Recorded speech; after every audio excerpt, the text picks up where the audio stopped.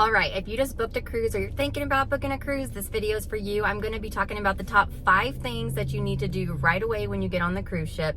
My name is Lauren Swanson. I'm actually a realtor with Post Oak Realty, so I'm always here for your real estate needs. But what my husband and I love to do for fun is travel, and one of the main ways that we do that is cruising. We've been married about 13 years, a little over 13 years. And I'm feeling good.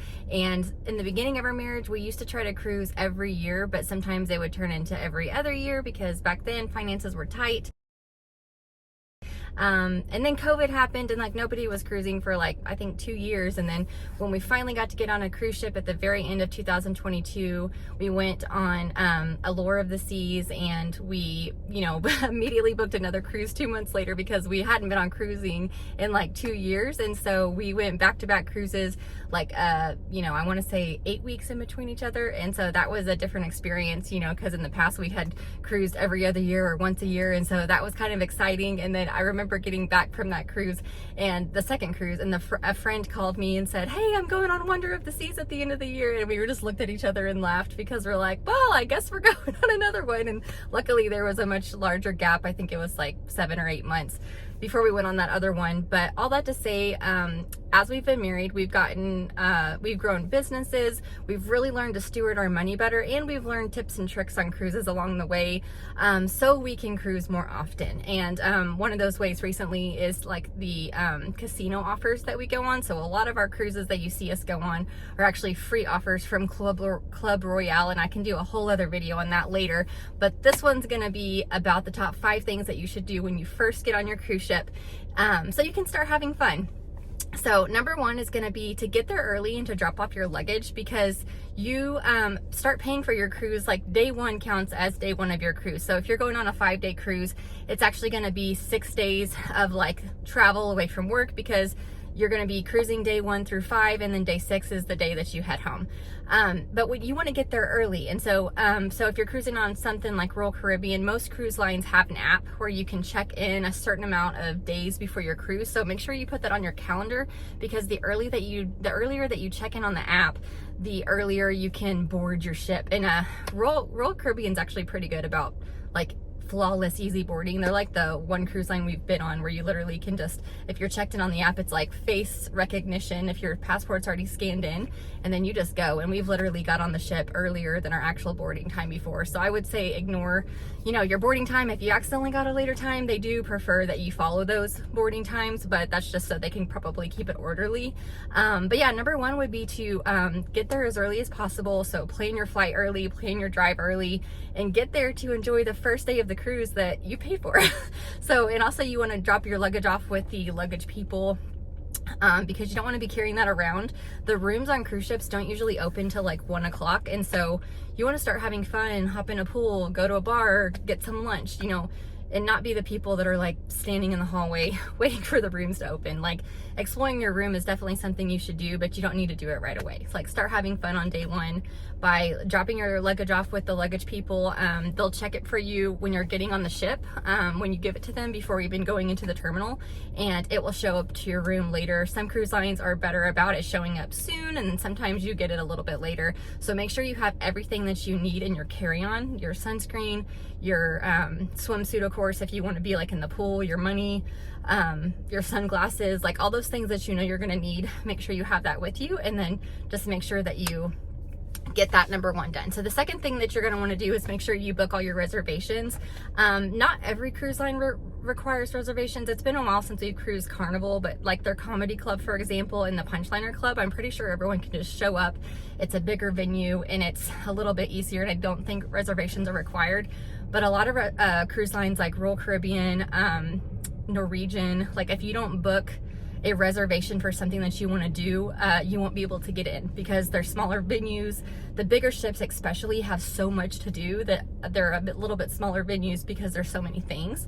So if you're wanting to do like the comedy club or ice skating show or the aqua show, the aqua show and the ice skating show particularly fill up the fastest. So usually day 1 on the cruise, we're on the app booking those reservations. Some apps let you, once you check in, book those reservations, but not all cruise lines do until day 1 of your cruise. So that's one of the things. As soon as you get on the cruise, I would start just like booking what you want to do. for the week to make sure that you don't miss out on things that you want to be a part of. Now, some of them do have the standby lines. So you can, if you get there early for the comedy show, for example, if you're at the front of it, we've definitely got in before just being in the standby line, so that's an option. But things like the aqua show, the standby line gets really long, and there's a high possibility that you won't get in. So on those, I would say maybe not waste your time if you're not good about getting it reserved, but there's always a chance to, like, if you're really wanting to see something and it's already booked, just show up a little early, get in the standby line, and there's a high chance that you'll probably get in. All right, so the third thing that you're gonna wanna do is your dining time status. If you wanna make any reservations for that, that's usually pre-booked before the cruise, so you're gonna be eating usually at a set time that you picked when you booked the cruise at either 5 o'clock or 8 o'clock, or you can pick my time dining. But even with my time dining, if you go to the maitre d' right when you get on the ship, you can say, you know, I wanna eat every day at like 6:15 or 6:30 or something like that, and usually you can make that reservation and then just walk right in as long as you have the reservation throughout the week. We've definitely done that on my time dining. So the third thing, or the fourth thing that you want to do is going to be go to your muster drill station. It's like the safety thing that's required, and like, you know, you don't want to be the person that's like, you know, so-and-so on the speaker is like still hasn't done their safety briefing. So definitely knock that out. You can literally watch the safety video and do the health check. You can do the health check the day before your cruise on the app, and then you can watch the safety video, I think it's the day of. And then you just walk to your muster drill station, which is on your app, so it'll be like just at a designated place, and then you'll go check in, and then you'll be good to go. So you'll definitely want to get that out of the way.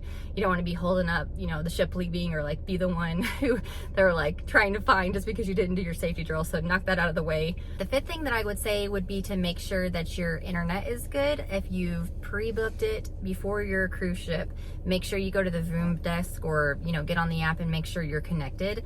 The last thing you want to do is deal with that when the line's long at the end of the day with everyone else who's having internet issues or can't figure it out. And if you haven't bought your internet pre-cruise, like for a discount, you can actually buy it. Sometimes they'll have a special on day one if you go to the Voom desk and get your internet. Now, internet's not for everybody. A lot of people try to disconnect. I'm in real estate full-time, and my husband's in construction, so our jobs sometimes are 24/7. I actually executed a contract for my listing that I had listed right before I left on my last cruise. So it's very, very, very helpful for us to have internet, and lots of times they'll have like internet discount packages for sale on the app for, like, you know, before your cruise. So definitely look out for those in your email. Sometimes they'll bundle them with a drink package, but you definitely want to make sure your internet is working, so especially if you pay for it and you don't want to like be having issues later. So I would go ahead and take care of that as the final fifth thing to have a successful cruise day on day one. And then the bonus number 6, I would say, is start making friends. Like, cruise is kind of hit or miss for people. Some people love it, some people hate it, but also who you're with is gonna make your cruise. And we've met some of our best friends literally on cruises.